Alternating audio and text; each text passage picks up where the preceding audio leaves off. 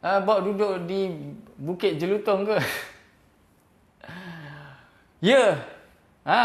So cerita seterusnya adalah cerita pasal tol Bukit Jelutong yang banjir tu. Kan? Tol Bukit Jelutong yang banjir, selalu banjir kilat tu kan? Betul tak? Cara turunkan insulin dok, berpuasa. Adalah cara dia. Iaitu fat fasting lah. Sebab tu orang yang buat water fasting ni, dia berisiko untuk kehilangan masa. So apa yang Abang Babat cakap, bila kau buat crash diet, kau akan kehilangan masa. Betul. Tetapi tak betul juga. Orang yang sihat, bila dia buat crash diet, dia takkan kehilangan masa. Saya pernah cerita hari tu. Tapi orang yang tak sihat macam Bob tu, bila dia buat crash diet, dia akan kehilangan masa. Fat fasting macam mana? Hari lain lah Betul, Bukit Jelutong juga ke patut tahu banjir? Tak. Famous lah Bukit Jelutong tu, dia punya tol tu. Asyik lah banjir. Dulu kan saya kerja kat area sana. Selalulah lalu kat tol Bukit Jelutong tu. So, hikayat tol Bukit Jelutong yang banjir. So, ini cerita tentang hikayat tol Bukit Jelutong banjir. So, apa yang berlaku, dekat Bukit Jelutong tu, dia ada laluan, ada tol kan. Ada tol, ada jalan, apa semua. Hujan dekat Shah Alam ni, sekarang ni bukannya musim hujan. Hujan tak. Tapi banjir. Sekarang bukan musim hujan. Hujan tak lebat. Tapi kenapa masih lagi banjir? Cuba korang, semua orang kenal Bob sekarang. Mr. Loco. Jumpa esok Mr. Loco. Bob makin kaya itu dia punya marketing tu. Biarlah dia. Semoga dia diberi kesembuhan, dipermudahkan segala urusan lah Sebab longkang tersumbat. Oh, thank you abang G220, G220. Now, kalau kita cakap pasal banjir kilat, kita cakap pasal hujan. Dan kita cakap pasal longkang. Pandai cakap pasal longkang tersumbat apa semua. Pandai. Ya, longkang tersumbat. Pandai cakap pasal drainage. Banjir kilat. Hujan tak lebat. Kenapa? Apa masalah dia? Sebab longkang tersumbat. Ni, berapa ramai yang duk tanya saya, doktor, saya ada masalah metabolik. Faham Orang-orang yang ada masalah metabolik, dia datang jumpa saya. Masalah metabolik ni adalah masalah yang semua orang ada lah kat luar tu.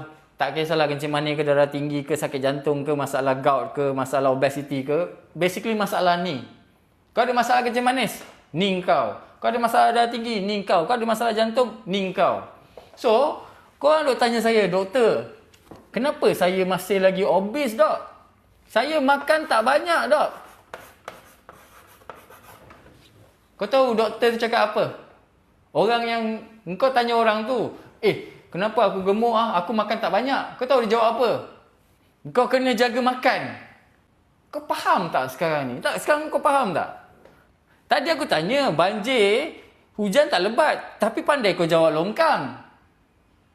Tapi bila orang gemuk datang jumpa, aku ni gemuk aku makan tak banyak. Kau kena jaga makan lagi ni, kau kena kurangkan makan lagi. Lah, kan aku dah cakap aku makan pun tak banyak. Masalah bukan dekat sini. Masalah dekat sini. Longkang juga. Iaitu mitokondria. Tapi tak ada orang cerita kat korang. Faham tak? Masalah longkang tak settle. Susah lah. Iya, itu masalah korang. Aku tahu korang... saya minum sekejap dia kalau adrenalin naik, memang dia macam tu. Dia kena santai sekejap.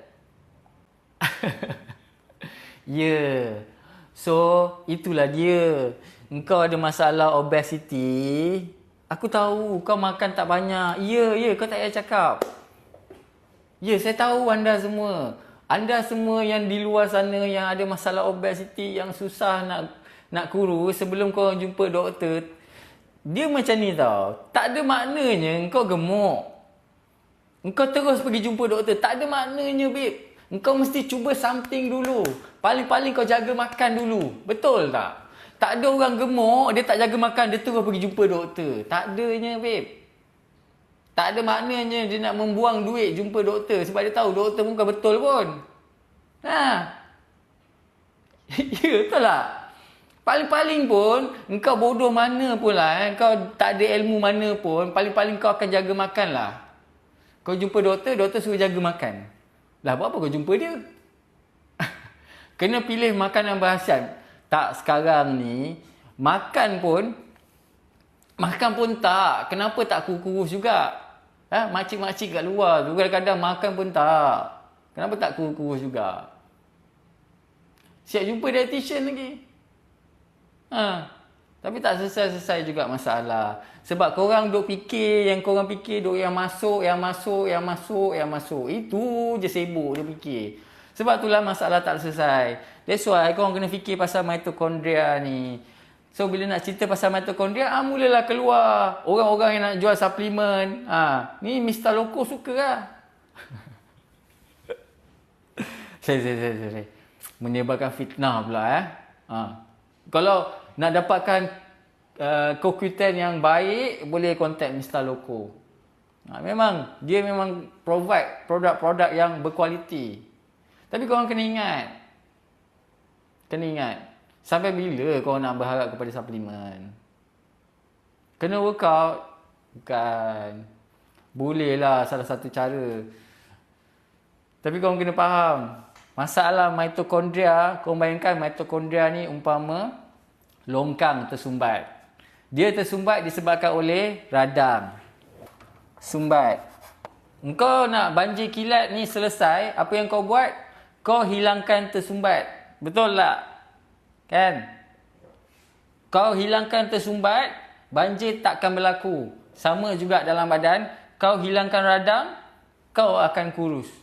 Settle, babe. Macam mana nak hilangkan radang, itu topik lain. Ya, saya ada pesakit pukul 2. Mungkin next live saya akan terangkan lagi sekali. Boleh tak? Faham So itu maksud saya tentang hikayat Bukit Jelutong ni. Traffic jam.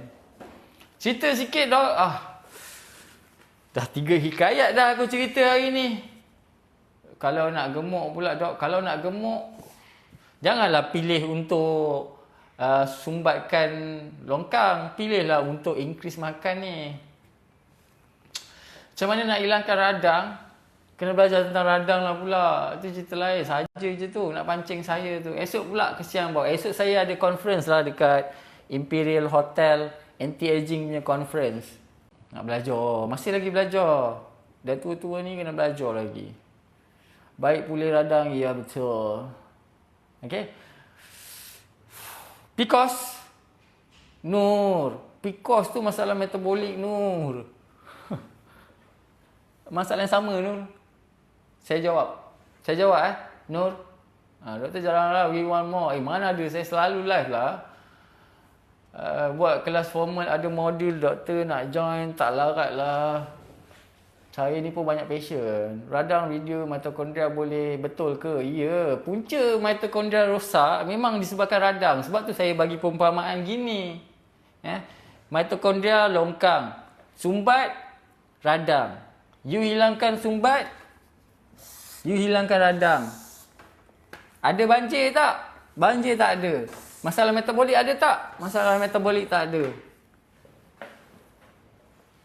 Mudah. Macam tu je.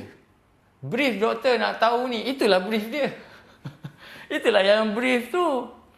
So, hikayat radang adalah buku lain. Hikayat radang, buku lain. Saya masih lagi tulis cerita pasal radang. Hari ni ada 3 hikayat. Itu pun tak siap. Hikayat radang dia baru 20% je. Saya tak sempat lagi nak tulis pasal hikayat radang. Hikayat radang ni lain tau. Cerita lain pula. Nanti saya cerita pasal hikayat radang. InsyaAllah. So ada 3 lah hikayat hari ni. Hikayat apa tadi? So saya akan gunakan hikayat-hikayat ni lah untuk kelas-kelas yang seterusnya. Esok hikayat radang tak boleh. Fadila, tak boleh. Esok saya ada conference. Ada conference lah. Anti-aging nak belajar. Ada itulah conference. Conference tahu kan? Hikayat Bob T20 satu. Hikayat rendang belum lagi. Sekarang famous ni pasal reta tau. Saya tahu bila boleh hikayat T20, hikayat Bob Podcast dengan hikayat Bukit Jelutong. Ya. Ada 3 hikayat. Kita boleh join conference tu tak boleh, babe. Kena bayar. Conference yang kami duk belajar ni, kau ingat murah.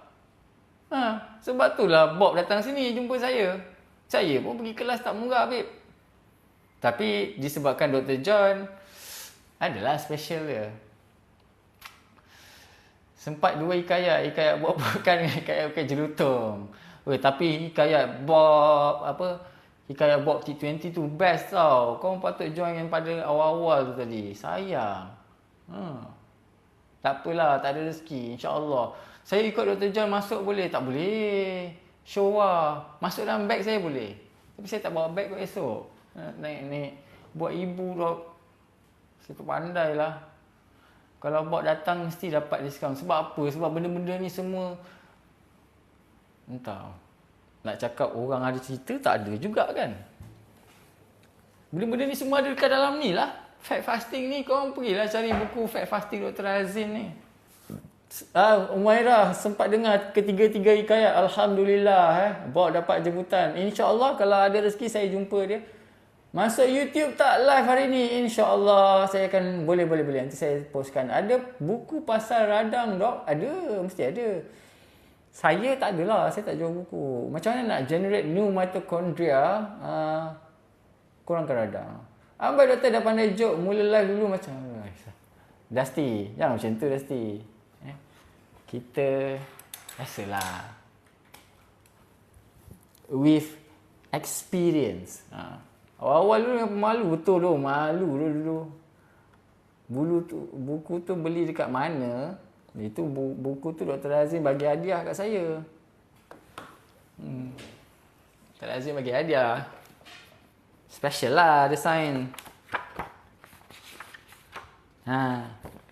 Design. Tazri. Okay. Next edition akan keluar kot. Tapi tak tahu lah bila nak siap. Saya pun ada design. You ke? Oh, you pun ada buku yang design lah. Alah, tak special lah macam ni. Okay lah, fine lah. Saya tak ada special mana pun, biasa-biasa je. Saya pun beli, ada sign Dr. Azim juga. Betul lah, betul. Dr. John ni tak ada special mana pun, biasa-biasa je. Tunjuk depan buku dok. Tunjuk depan. Ni. Fat fasting. Tunjuk depan buku tu dok. Yes. Okay. Tapi tak boleh lah guna. Bukan lemak je. Tak payah. Tak payah tambah lemak. Nak tambah muscle macam mana? Kalau orang perempuan, kenalah tambah lemak tu. Okay? Kena tambah lemak orang perempuan. Orang perempuan tak boleh ada six pack, babe. Orang perempuan yang ada six pack tak subur, babe. Tak subur. So, orang perempuan, kalau ada lemak dekat buntut, dekat perut, dekat peha, sikit-sikit tu biasalah. Itu lambang kesuburan. Ya. Tapi janganlah banyak-banyak sangat sampai lemak kat perut, visceral fat pun dah start naik. Itu lambang kesuburan. Ada ke term kesuburan? Kalau orang aduh, aku dah kacip ni. So macam tu lah. Kalau dah kacip tu memang dah tak boleh nak fikir banyak lah. Kesumbulan. Ya. So kalau lelaki ada six pack tak apa, sebab kau lelaki, kau tak perlu ada lemak banyak-banyak. Tapi orang perempuan kau tak ada six pack. Fitrah orang perempuan kena ada kesuburan. Kau ada six pack, kau kesumbulan. Okay. Kesembulan. Okay, kesembulan. Yes, terima kasih atas ideanya. Kebulan.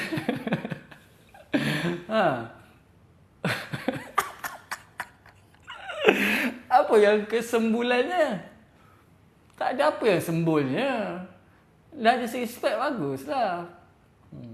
Tak apa, ambil tiba korang ada sebab nak ajar bagi sihat walaupun penat. No, banyak promote six pack ha. Doktor jangan macam-macam dok tengah makan. Berat susah naik dok. Putera Azwan lelaki wah, pergi gym lah. Makan banyak sikit protein. Gajus boleh makan ke dok yang dengan ayam gepuk. Gajus kacang kan. Radang lah. Ke rembulan. Belanja basket sikit. Hal lah nak belanja kau Faris. Kata umur 50 macam mana nak naik muscle? Apa pula boleh? Boleh je. Tapi effort you kena lebih lah. Kata kena ingat dulu pemalu. Saya memang masih lagi pemalu lah. Whey protein okey ke dok? Makanan-makanan proses kan. Try your best untuk dapatkan daripada makanan lah. Kita nak fat fasting sampai glukos berapa? Bukan sampai glukos berapa. Kena GKI. HH. Glucose ketone index kurang daripada 1. Less than 1. Kita panggil therapeutic ketosis. Kena makan protein ke dok? Protein kena make sure cukup lah. Dia ada protein maintenance. Kalau you nak build more muscle, protein tu kenalah lebih daripada maintenance. Whey protein ambil kat yogurt Greek. Boleh. Contoh makanan yang mudah selain daging untuk muscle dok. Daging je dok. Protein, telur. Kata awak punya kalori maintenance berapa?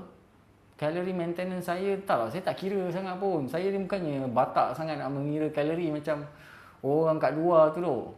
Saya tak beria nak batak kira kalori. Saya tengok bawah je. Tengok bawah, nampak ada lagi, maksudnya boleh makan. Saya mazhab kalori, betul. Kau tak payah ikut sangat mazhab kalori tu. Calorie is calorie. No, calorie is not calorie. What kind of calorie tu is more important. Okay? Apa yang kau makan tu lebih penting lah daripada bilangan dia. So basically, saya dulu, sebelum ni saya tak berapa faham. Yelah, saya mengakulah dulu saya masih lagi macam orang kat luar tu. Saya menganggap gula ni jahat. Ya, saya anggap gula jahat. Tapi sekarang saya tak cakap gula jahat Saya tak cakap gula jahat. So saya dah mula minum air manis. Kalau take ais kan, makan mamak tu take ais. Perkena take ais babe. Ya, perkena take ais.